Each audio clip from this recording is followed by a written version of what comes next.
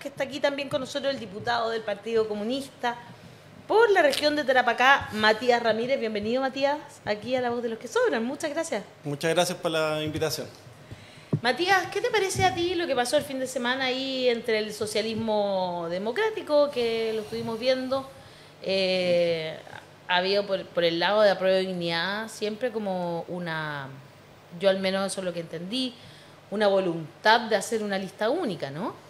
Sí, nosotros, al menos el Partido Comunista ha sido bastante claro. El día de ayer hubo un pleno del partido donde... Ah, ¿también hubo un pleno? Sí, también hubo pleno donde, como síntesis, se sacó que efectivamente buscábamos una lista única. Creemos que en el momento histórico hay que salvar ciertas diferencias que efectivamente pueden existir dentro de los partidos de la alianza de gobierno.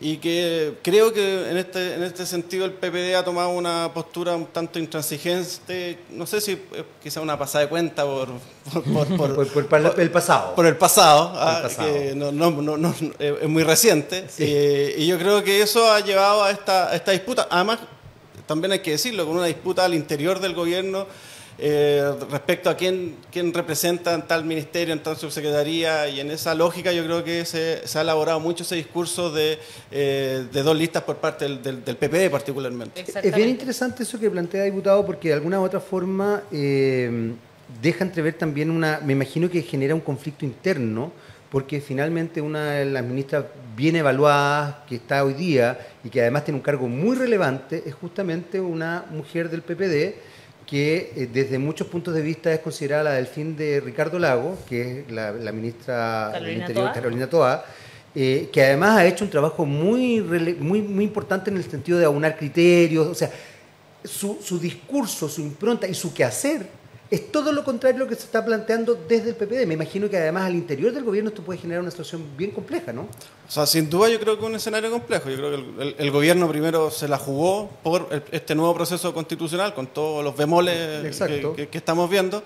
Y lógicamente ir en dos listas también manifestaría claramente que existen dos almas en el gobierno. ¿Qué es lo que dice claramente el expresidente Lagos? Y eso yo creo que genera preocupación, porque acá no estamos en una elección más. Tampoco, yo creo que es importante decirlo, no estamos jugando alcaldes, concejales, parlamentarios, que uno puede entender esa lógica de listas separadas.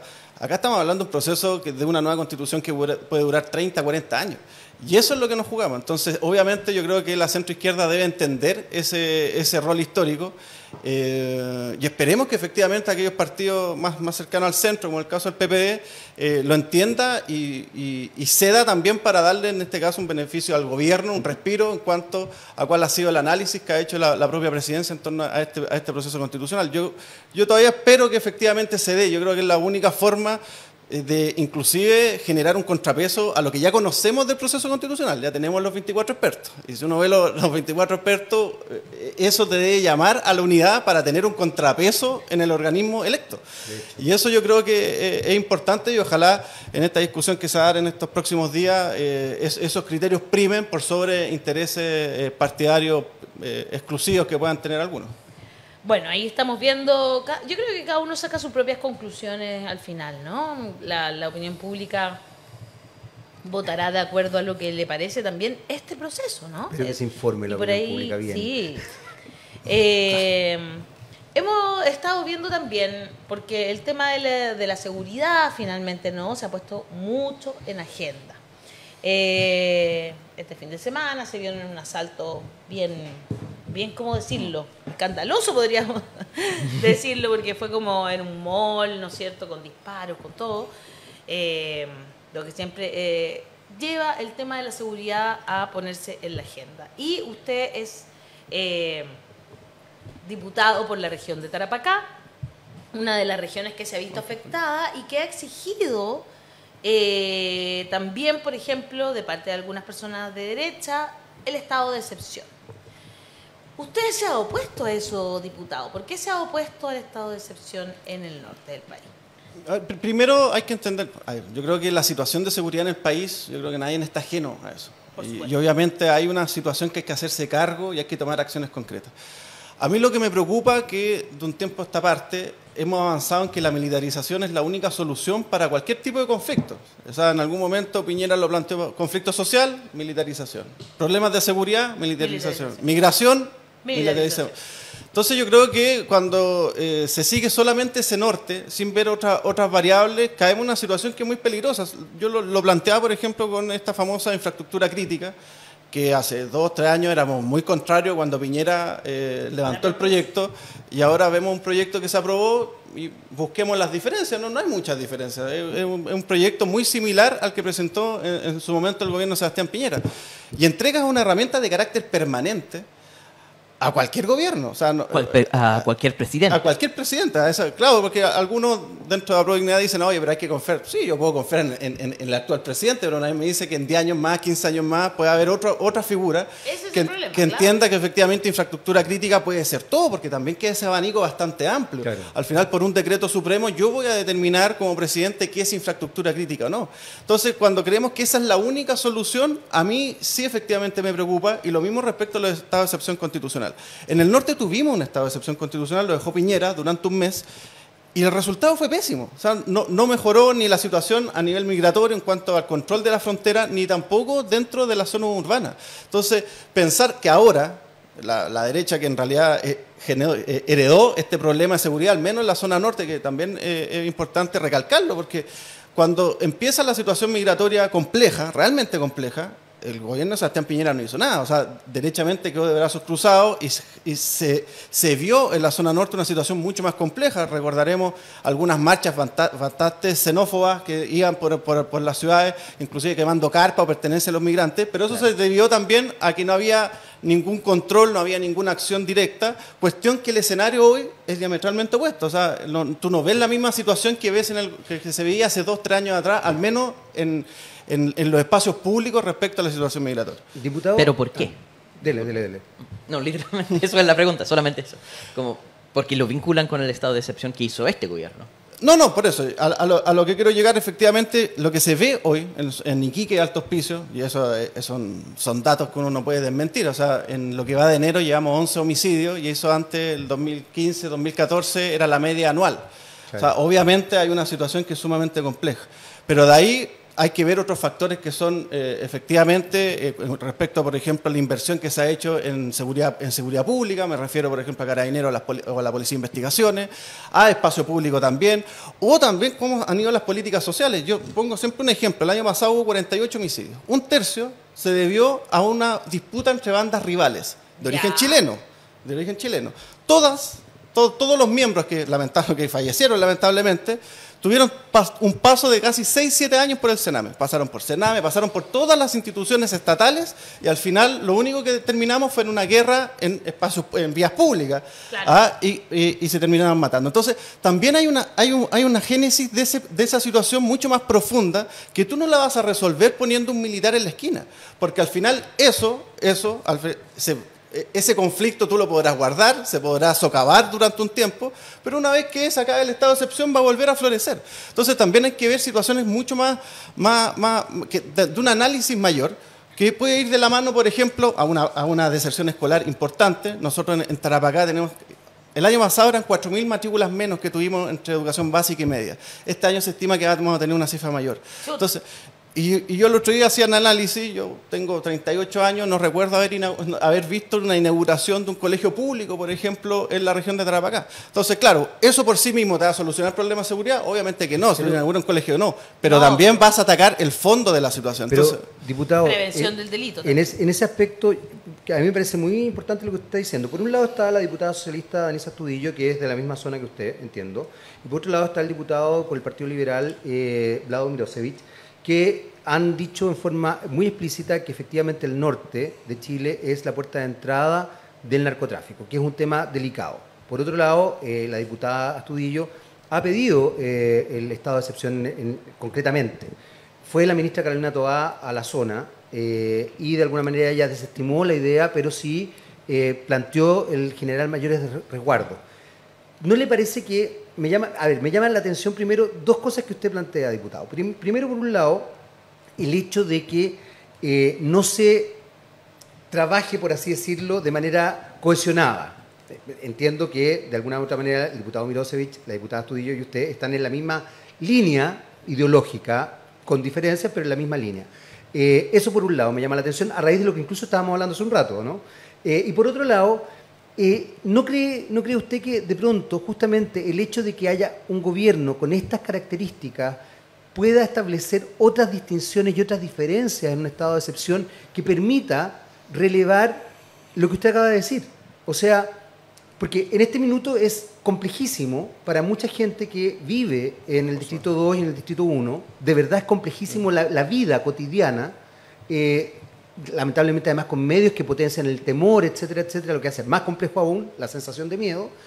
Entonces, de alguna manera también se pide ese resguardo, pero en paralelo ir haciendo estas otras medidas que generan lo que usted está planteando, que además me parece muy coherente. Efectivamente necesitamos mejor educación, necesitamos reinserción, necesitamos políticas de prevención, etcétera, etcétera, etcétera.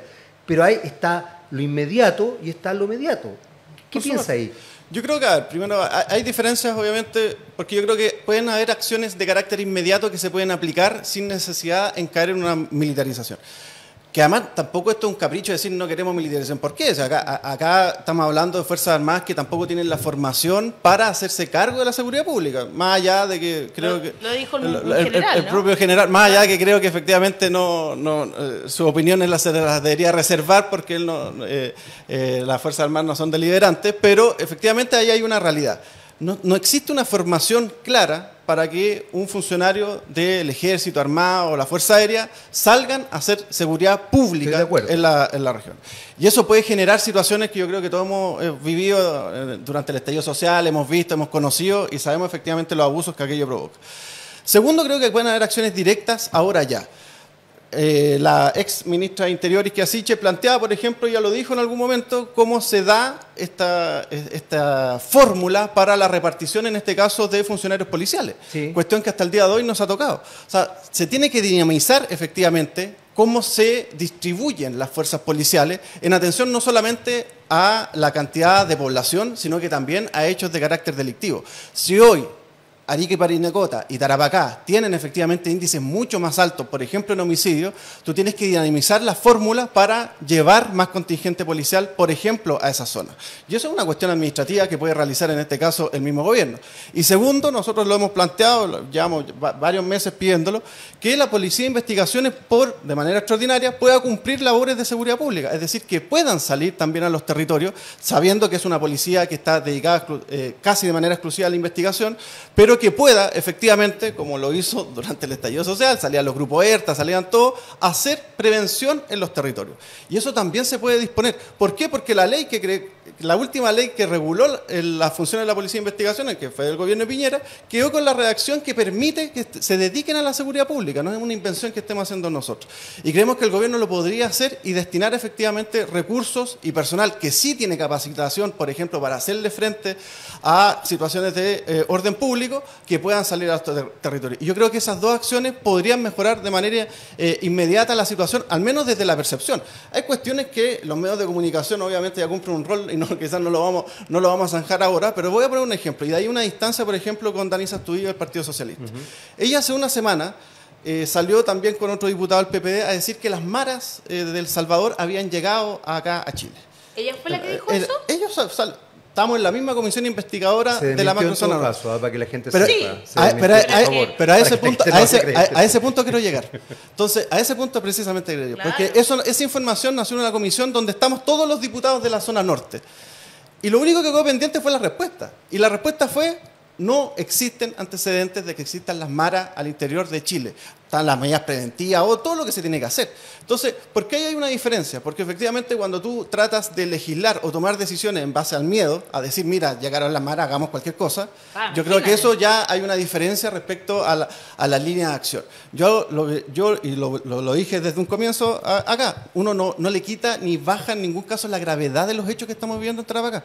Y eso quiero ser bastante enfático, porque efectivamente la ciudadanía tiene miedo, sí, pues. Si eso es una realidad, pero hay que atacar efectivamente con acciones que sean concretas. Yo creo que en lo inmediato se puede, a través de las fuerzas policiales, carabineros y policía de investigaciones, y también, ojo, darle un rol también más importante, por ejemplo, a la policía marítima, que no cumplen tampoco, diputado, y que también tienen esa formación. En el sur, ¿no es cierto?, bajó un 40% los delitos durante el año 2022.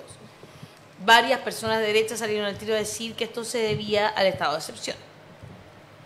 personalmente yo también creo que hay otros factores, como, no sé, haber encontrado las bandas que estaban a cargo del robo de madera, un montón de cosas más. ¿Qué piensa usted? Porque me imagino que le debe salir muchas personas que le dicen, oye, pero en el sur funcionó, ¿por qué no lo vamos a hacer en el norte? A ver, primero, siempre los datos se deben analizar en situaciones de normalidad. Si tú estás en un estado de excepción durante un año, es como levantar esos datos ya es medio complejo, porque obviamente habría que compararlo en un año de situación normal, regular, claro, sin ninguna situación. Uno aplaude que efectivamente bajen todos los índices de los delitos, eso no está fuera de discusión, pero yo creo que hubo herramientas de por medio que sirvieron desde vías administrativas. Por ejemplo, con el tema del robo de madera, el Servicio de Impuesto Interno empezó a utilizar la factura electrónica, que no la utilizaban. Y eso permitió efectivamente ver quiénes llegaban con facturas falsificadas o no, y ahí el flujo ya de camiones bajó inmensamente. Se tipificó, por ejemplo, el robo de madera, y eso generó una unidad especializada por parte del Ministerio Público para atacar precisamente esa situación. Entonces, creo que esas acciones en particular creo que han mejorado, en este caso, la situación de seguridad pública, y hay que ver si el estado de excepción por sí solo, yo creo que tampoco no es ninguna solución. Y eso yo creo que es parte de las tesis que nosotros también planteamos. Mira, en la última cuenta pública, el presidente de la República manifestó el plan Nuestro Norte. 12.000 millones de pesos destinados a equipamiento y todo. Ahí también hay un retraso en lo administrativo de materializar, por ejemplo, que esos dineros lleguen de manera efectiva. Porque, por ejemplo, si queremos ayudar a las personas en Colchane, tú tienes que tener un paso fronterizo y que aduana tenga las condiciones mínimas para vivir. Hay gente que duerme en colchoneta con temperaturas bajo cero. Sí. Entonces, mejoremos esas condiciones materiales para que puedan también generar un mejor trabajo. Los escáneres, por ejemplo, en Tarapacá en un momento teníamos un camión escáner. ¿Qué significa eso? Pues la gente quizás no lo sabe, pero se tenía que ir movilizando entre cada uno de los pórticos, es decir, el puerto, Zona Franca, Colchane, Quillagua, y entre esos 4 puntos ya se perdía entre traslados y volver a recalibrar al menos una semana por mes. Wow. ¿Qué hizo el gobierno? Vamos a comprar 2 escáneres más para que estén de manera fija, y eso permita, por ejemplo, el control de los camiones. Si uno quiere hablar de narcotráfico, efectivamente el narcotráfico no nace ahora por la situación migratoria, sino que el narcotráfico en el norte viene enquistado hace muchos años. Y eso no se ha hecho tampoco un trabajo como corresponde. Y si queremos llegar a esa crítica, hagámosla, por supuesto. Hay una falta de control fronterizo que es real. Por ejemplo, en los puertos solamente se fiscaliza el 2% de la mercancía que ingresa al país. La última vez que se incautaron armas, por ejemplo, de grueso calibre, fue en el puerto de Antofagasta, que venían precisamente en un contenedor con destino a Bolivia. Entonces, ¿ahí qué se hizo? Se capacitaron a los funcionarios de la aduana para poder detectar armas que vengan desarmadas. Entonces, yo creo que esas acciones se han ido tomando, y yo creo que van en una dirección correcta. Lo que falta ahora, y en eso puedo estar de acuerdo con quienes manifiestan esta realidad que estamos viendo en el norte, es que las acciones concretas pasan por dinamizar, en este caso, la distribución de las policías, más carabineros para el norte, y segundo, que de manera excepcional la Policía de Investigaciones, como lo ha hecho en otros periodos, pueda efectivamente ejercer, en este caso, rondas preventivas de seguridad pública.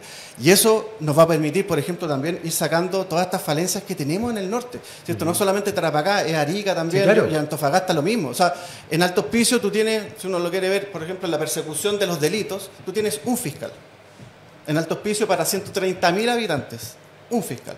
Tienes un tribunal mixto, es decir, tienes 3 jueces que ven materias de familia, civil y también... ¿En serio? No dan abasto. No dan abasto. Entonces, el sistema en su conjunto ya está colapsado por una situación. Pero diputado, yo le planteaba y le decía que fue la ministra Toá. ¿Qué es lo que dijo la ministra Toá en concreto? Porque estuvo ahí. No, hasta el momento se han hecho los anuncios que les manifestaban temas de aduana, hasta el momento en... ¿Sirve eso? Sí, sin duda sirve. Yo creo que... sí, temas de aduana sí. O sea, plantearse un escenario donde no sirva, por ejemplo, mejorar la infraestructura, se logró reponer, por ejemplo, van a reconstruir el complejo de Quillagua. Uno pasa por Quillagua, es casi una cuestión abandonada, entre media salichera, una cuestión media rara.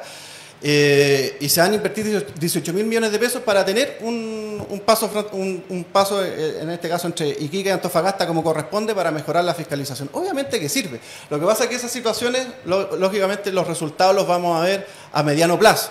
Y la realidad actualmente indica que tienes 11 homicidios. Exacto. Entonces, ¿cómo lo hacemos? Yo creo que algo que no ha hecho el gobierno hasta ahora, por eso planteo esas dos situaciones o esas dos acciones como cuestiones relevantes, es que se pueda dinamizar cómo se distribuye, en este caso el personal policial, y segundo, que la Policía de Investigaciones pueda cumplir esa función de carácter preventivo. De ahí también, obviamente, hay que empezar a discutir la ley de planta de la Policía de Investigaciones, que la última actualización creo que fue el año 98, y obviamente del 98 hasta el 2022 la realidad en cuanto a población ha cambiado. Alto Hospicio en el 98 eran 40.000 habitantes, ahora se triplicó esa realidad. Entonces hay que hacerse cargo de esa situación, pero a mí lo que me preocupa es que desde la derecha y algunos sectores, ustedes bien lo han señalado también, de la centroizquierda se levante como la panacea, que la única solución es un estado de excepción constitucional. Cuando, al menos el mes que lo tuvimos, en Colchane no sirvió de nada. El mismo alcalde de Colchane ha sido el más crítico, y el de RN, UDI, ha sido el más crítico respecto al estado de excepción en la frontera, porque entiende que no cumplió ninguna utilidad. Entonces yo creo que hay que ver también ese escenario para tomar acciones que sean conducentes a generar una tranquilidad, que yo creo que es el objetivo que todos tenemos, pero claro, lo vemos con distintas prismas o visiones. Yo creo que si no atacamos también las desigualdades estructurales que tenemos en la región de Tarapacá, que a mí me toca conocer esa realidad más a fondo, tampoco vamos a lograr nada. O sea, si en Alto Hospicio hasta el día de hoy no hay ni un hospital. O sea, 130.000 personas y no hay un hospital. O sea, y el de Iquique fue inaugurado el año 92 para 80.000 personas. En Iquique ya habían 250.000. O sea, hay brechas que tenemos que cerrar con mucha urgencia para que también las situaciones de seguridad pública de manera preventiva, esos índices vayan a la baja. Insisto, no nos puede dejar tampoco, o no analizarlo, que cuando tú ves un tercio del homicidio del año pasado, son jóvenes de Iquique, criados ahí, que entendieron que la única vía de resolver sus conflictos era agarrándose a balazos. Y eso pasaron por toda la institucionalidad del Estado, y nada sirve. Y así están. Entonces claro. yo creo que eso también es un factor que hay que analizar. ¿Y por qué lo planteo esta situación? Porque también muchos tratan de demonizar que la situación y la única solución es control migratorio y que no entren más migrantes. O sea, en Tarapacá hemos vivido de manera cosmopolita toda la vida. O sea, tenemos hasta un consulado chino, hay población hindú, italiana. O sea, es una locura pensar que acá la solución también es cerrar la frontera y que no entre más gente. Yo creo que, al menos para la zona norte, también sería mucho más complejo, inclusive cerrar las fronteras. Cuando estuvo cerrado por la pandemia generó un efecto económico muy perverso, porque nosotros en la zona franca, los mayores clientes están en Bolivia y en Paraguay. Entonces tampoco nos conviene una desregulación tampoco en la frontera o un cierre total. Exacto. En YouTube, Leo Hightower dice, este proceso es ilegítimo, se refiere al proceso constituyente. Desde que pusieron integrantes expertos asignados por los parlamentarios en desmedro del resultado del plebiscito de nueva constitución sobre el organismo que lo redactara. Natacha de Cortillas dice, estaré atenta a este proceso, no obstante, parto del mismo sesgo que tuvo la derecha con rechazar a priori. Adán Farías Vargas dice, este fin de semana estuve en 2 cumpleaños y nadie está hablando de este tema. Solo escuché que Lati irá a votar de nuevo. No hay interés. La gente que le interesa estos temas son muy pocos. Vía Getor dice, pregunta para el diputado, ¿por qué se sumaron ahora al proceso si nunca validaron el acuerdo del 15N? Cecilia Bravo dice, excelente compañero. Evangelina Velastín, está bien que no pongan militares en las calles, pero sí en las fronteras, donde deben cuidar. Peter Freck dice, no soy militante, pero me ubico en la izquierda y no puedo estar de acuerdo con el diputado y el tema del estado de excepción en el norte. Eso debe hacerse. Los migrantes que están ingresando son en su mayoría votos de derecha. ¿Qué piensa de esos comentarios de la gente que no vive en el norte, además, la mayoría, ¿no? Pero yo creo que en el norte está una situación bastante compleja también. Yo creo que sí, si uno claro, hace una asamblea en el norte, y obviamente va a tener ganar voces, que cierren las fronteras. Claro, voces para lógico. todos lados. Eso es una realidad. Y tampoco creo que existe una fórmula única para hacerse cargo de una situación de estas características que no se había vivido nunca en nuestro país. Obviamente, de la noche a la mañana, el flujo migratorio de 700 personas diarias era imposible hacerse cargo. Lo que yo creo que es importante hacer, y creo que tampoco ahí el gobierno ha puesto ahínco eso, donde también tenemos que ver es iniciar un proceso de normalización respecto a la gente que ya ingresó. Y eso también es una situación. ¿Por qué? Porque te permite primero saber quiénes tienen antecedentes o no. Claro. Ok, tienen antecedentes, para afuera. Proceso de expulsión y se acabó la situación. ¿Vienen a trabajar? Bueno, veamos efectivamente alguna visa laboral que les permita también reinsertarse, porque si no, eso da pie. El otro día vi un reportaje acá de la zona de Santiago Centro, donde había gente bajo explotación sexual, donde había... Claro, porque también cuando se mantienen en esa área gris, sin permiso, sin nada, las situaciones de abuso también da para eso, para redes de explotación. Muchísimo. La trata de migrantes es una realidad, y la mayoría viene para explotación sexual, lamentablemente, en nuestro país. Y segundo, efectivamente, si esas personas se normalizan y tienen las visas, pueden trabajar y van a aportar como cualquier persona, porque con contrato de trabajo van a cotizar, van a pagar sus impuestos. Entonces, también tenemos que avanzar en ese proceso y no cerrarse a esa situación. Y lo otro, yo creo que también a nivel internacional, yo me quedo con las palabras que el otro día el presidente de Brasil manifestaba, que cualquier solución respecto a Venezuela se tiene que hacer con Venezuela en la mesa. Porque si no, es buscar una solución no con la persona que tiene el problema. Que a esta altura, ahora Venezuela, hace 5 años atrás, Macron no le quería ni dar ni la mano a Maduro, ahora lo busca en los foros para saludarlo, porque efectivamente ya con el conflicto Rusia-Ucrania, Venezuela ya no es el problema mayor, en este caso, de los países europeos o de mismo Estados Unidos. Entonces, la situación económica incluso en Venezuela ha ido mejorando. Pero también ahí, diputado, hay un problema también ideológico. Los venezolanos que llegan a nuestro país tienen ciertas características ideológicas muy marcadas, no todos obviamente, pero en general los que se plantean tienen un sesgo de extrema derecha muy marcado. Entonces no tiene que ver también con que se cambie la imagen de Venezuela respecto a la prensa internacional o respecto a la política internacional. Tiene que ver con quienes están inmigrando acá. Y por otro lado, las políticas migratorias en Chile son absolutamente obsoletas. Y ahí sí, el legislativo tiene un rol importante que hacer. ¿Qué tanto están haciendo en ese sentido? ¿Qué tanto están planteando cambiar las políticas migratorias para que efectivamente tengamos otra forma de funcionar donde, qué sé yo, las visas de trabajo se respeten, donde efectivamente en las aduanas estén, qué sé yo, fiscalizando de manera correcta, donde una persona que tenga antecedentes no se deje entrar, donde la explotación sexual efectivamente se cuestione y se establezca, porque de verdad hoy día CIPER sacó el otro día no tiene que ver con su distrito en todo caso, pero lo del CIPER, lo que usted se refería, es de verdad escandaloso desde todo punto de vista, incluso desde un punto de vista, comillas, más frívolo, de perder un lugar patrimonial como es el portal Fernando Concha. Yo no quiero ser mala onda, pero eso debe llevar mucho tiempo, pero resulta que 20 años fácil.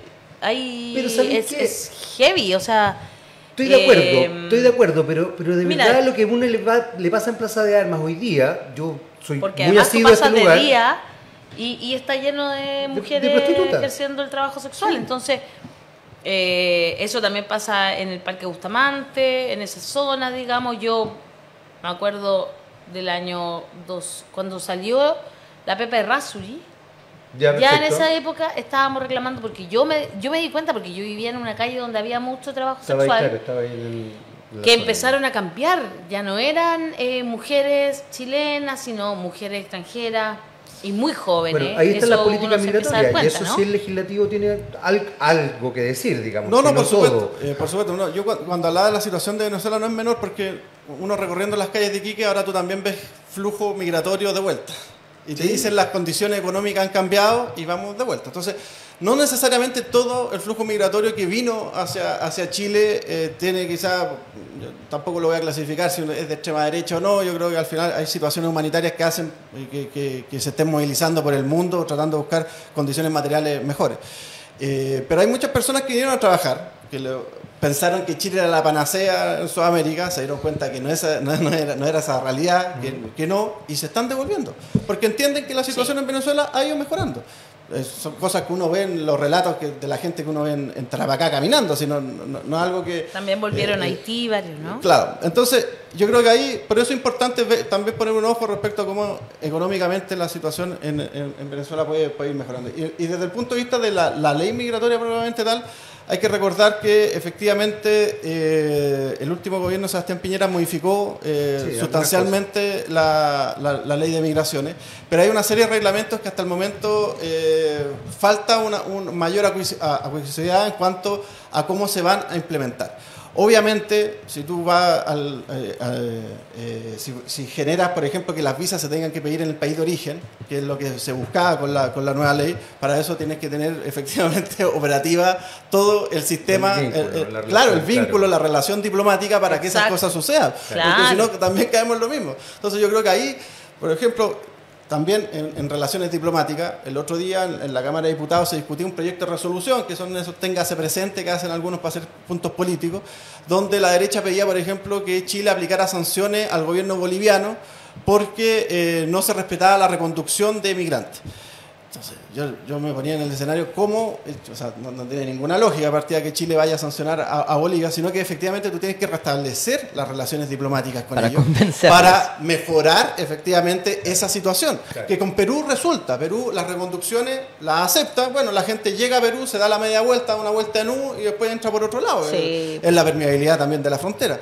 Pero con Bolivia tienes que hacer un trabajo en eso. Yo creo que esas debilidades o esa tosudez que han existido de algunos gobiernos de cerrar, porque también la realidad que desde Santiago se ve del norte, para nosotros tener relaciones con Bolivia es una realidad permanente, es necesario y es parte de nuestro diario vivir.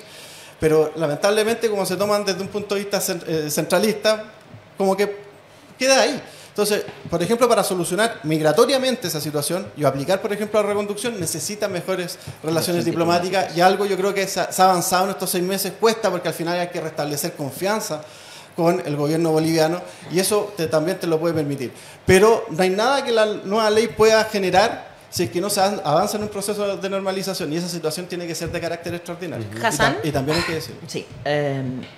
Yo creo que en todo este debate acerca de qué podemos hacer nosotros se olvida de un hecho duro pero innegable de política migratoria, que todos los estudios de migración se enfocan en 2 factores, ¿cierto? Los factores de empuje, las cosas internas de otros países que hacen que la gente salga, y las cosas de arrastre, las cosas maravillosas que tiene Chile que hace que la gente quiera llegar acá.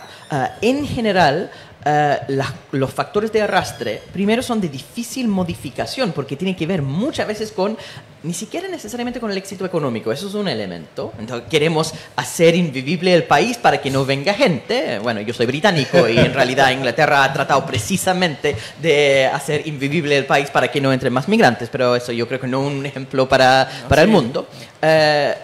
Pero también un factor de presencia de personas. Chile tiene una larga historia de aceptar migrantes desde los años 90. Muchos peruanos llegan y también en el sector norte hay una cuestión cosmopolita de mucho antes, no solamente de Bolivia, no solamente de Perú, también de países más lejanos.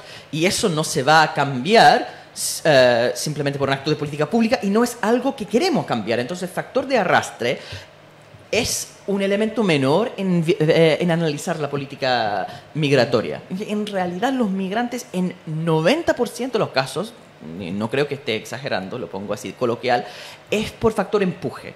¿No? Esto es una cuestión que uno ve en Europa cuando están cruzando el Mediterráneo para escapar de las guerras civiles y la gente dice, no, eso es porque nosotros somos muy blandos. No, la gente está escapando de guerra, obviamente van a cruzar independiente de lo que uno hace. La frontera con Estados Unidos pasa lo mismo. La gente sí está dispuesta a pasar por la brecha de Darien porque están tan desesperados de escapar una realidad miserable que sufren en sus propios países. No existe mano dura suficientemente fuerte para bloquear eso. Entonces más bien hay que ver cómo procesar a esa gente. Y ahí está un problema que es nuevo, que es de la pandemia, diría yo, porque como muy bien dice el diputado, años de tener una sociedad cosmopolita, pero cuando se cerró la frontera por situación excepcional sanitaria, entonces se consolidó otra forma de migración ilegal o migración irregular, porque en ese caso lo que era una cuestión secundaria volvió a ser todo la migración. Y no hemos recuperado de esto. Y para volver al sistema de antes, donde estaban procesando y controlando la mayor parte de personas que estaban cruzando, es muy difícil porque ya cambió el escenario por la pandemia.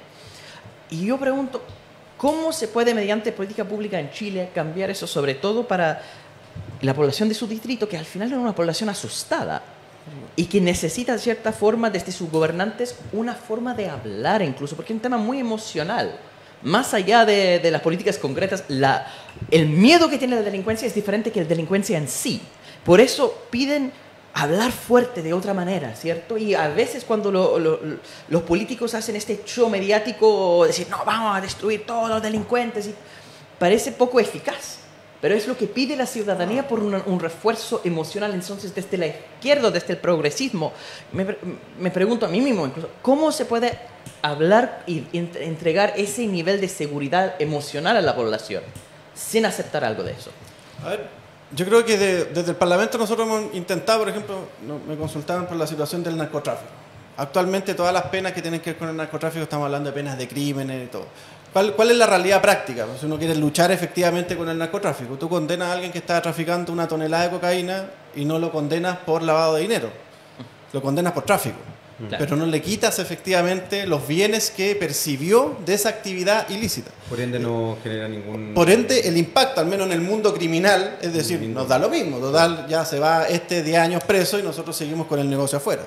Entonces lo que tenemos que hacer de manera acertada, por ejemplo, en Chile, no solamente en el norte, porque es una realidad nacional, es atacar efectivamente la ruta del dinero, el dinero, quitarle la plata efectivamente al narcotráfico. Nosotros estamos analizando una reforma que permita, por ejemplo, a la ley de lavado de activos que actualmente está vigente, que inclusive los organismos internacionales han dicho que quedó desfasada en base a otras legislaciones, hacer varias modificaciones para efectivamente, por ejemplo, dar un golpe ahí a la realidad. Porque si uno quiere que los jóvenes, por ejemplo, en alto hospicio, entre irse a ganar el mínimo que ya es miserable o dedicarse a ser soldado de algún grupo de tráfico, es un buen punto, tienes que primero mejorar obviamente las condiciones de trabajo regular y el segundo es de financiar en este caso al narcotráfico. ¿Qué se vivió, por ejemplo, en la zona norte? Durante la pandemia, por poner un ejemplo, solamente un punto a considerar. Vimos muchas ollas comunes. Yo creo que en todos lados lo vimos. Sí. Pero en algunos lugares tú veías ollas comunes de otras características. Que llegaban, por ejemplo, y había un refrigerador nuevo, había compras ya, llegaban camiones a dejar mercadería, y tú cuando empezabas a consultar a los vecinos, oye, ¿y quién financia eso? Se miraban. Sí. Entonces lo que había detrás era que al final, como no llegaba el Estado no se hizo presente a ayudar a la gente en la pandemia, llegó el narco. Entonces también validas una actividad ilícita por esa vía. Entonces, ¿cómo se da una señal dura? Yo creo que la mayor señal que tenemos que hacer es perseguir el dinero. Y que eso permita efectivamente entender que las personas que se dedican al narcotráfico van a perder hasta el último peso que tengan que se haya generado producto de esa actividad ilícita. Y eso yo creo que es una señal potente. O sea, si uno quiere efectivamente darle esa lucha al crimen, tanto que se habla de crimen organizado, yo creo que ahí está. Porque a esta altura, aumentar las penas, ¿cuánto más? No, o sea, abrir las cuentas a esta altura no tiene sentido. Claro. El otro día se debatía, por ejemplo, en una comisión bancario, cuando decían... por ejemplo, respecto para darle protección a las policías, aumentemos las penas de quien mata a un carabinero. Yo le decía, pero actualmente la pena es presidio perpetuo simple calificado. Claro. ¿Qué más alto puede ser? ¿Qué más alto que eso?